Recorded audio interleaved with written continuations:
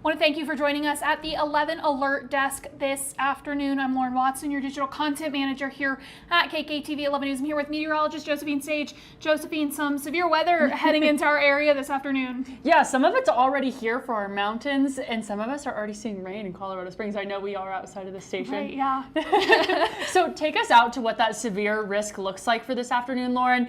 We're seeing that we're in the enhanced zone actually for eastern El Paso County and actually northeastern Pueblo County as well, stretching through areas like Eads, Lamar, Springfield. Not uncommon for those southeastern plains to have that higher risk than us here along the I-25 corridor.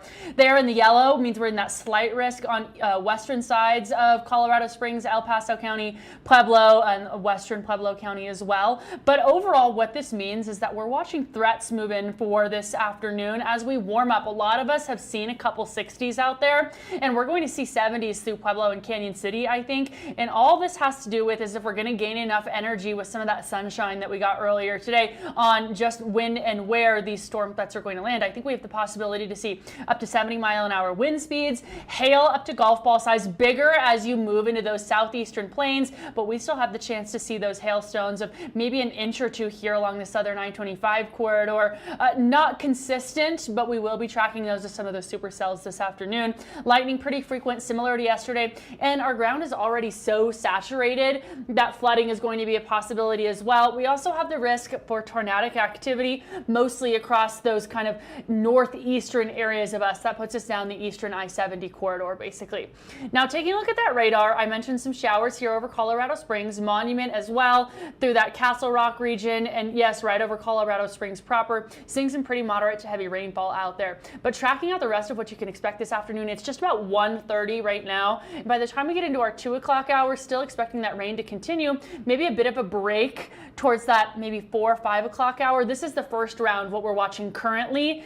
So then we get that break. Dinner time hour brings in a second round possible. Now, what all depends on what we're expecting for that second round is if this first round during our middle of the afternoon takes up all the energy we've been tracking. So as we get towards that 6, 7, 8 o'clock hour, maybe a lot less robust as that energy almost, I don't know the right word here, evaporates from the atmosphere.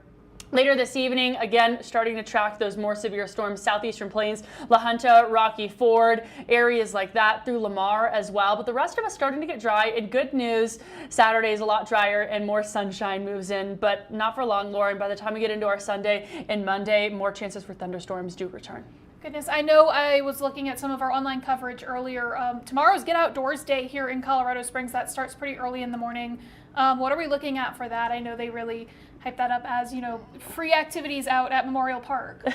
Yeah, so actually, yeah, as we look into our Saturday, like I mentioned, after we walk through those storms this afternoon and this evening, things clear out past that midnight hour. So tomorrow, not only do our temperatures rebound into those 70s and 80s for a lot of us on our Saturday afternoon, but sunshine returns too. And Sunday, as that weekend continues, we start the day off on a nice note too after Get Outdoors Day, but more chances for storms return on our Sunday afternoon after that nice Saturday. So a little break, it looks like, for Outdoors Day, but that's about it.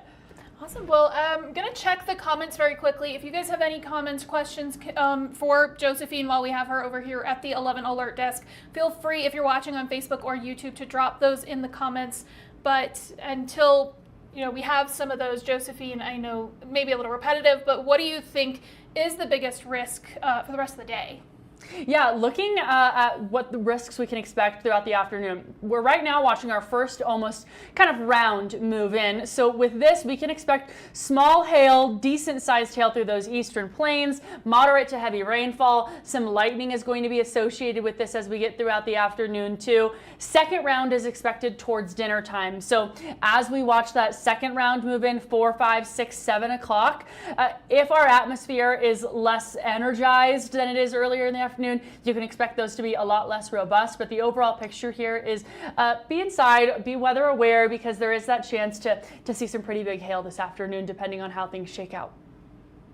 Awesome. Well, thank you, Josephine, for coming in here, giving us that update before our next newscast isn't until 4 o'clock. Yes. So now that we've got this first round going through, wanted to come in here and give those of you at home a little bit of an update on the status of that weather. Again, if you have any questions for Josephine throughout the afternoon, feel free to drop them in the comments of this video. Yes, I'll be looking. Yes, but until then, we're going to leave you with a live look. There's some clouds moving in. visible from our Cheyenne Mountain camera, moving pretty rapidly. We'll leave you with that live look from there, but thank you so much for joining us.